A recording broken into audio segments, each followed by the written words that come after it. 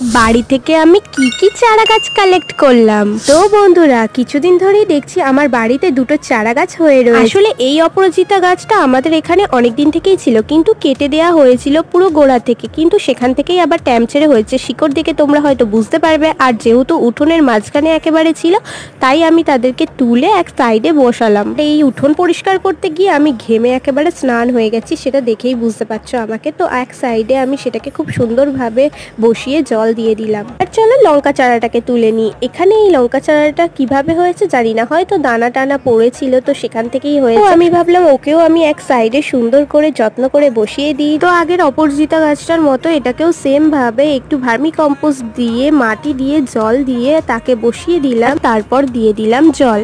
অবশ্যই এই লঙ্কা গাছে লঙ্কা হলে আমি তোমাদের সাথে শেয়ার করব। তো আমি আরও একটি অপরাজিতা গাছ বসিয়েছি, সেটা আমি নেক্সট ভিডিওতে তোমাদের সাথে শেয়ার করবো। আজ ভিডিওটা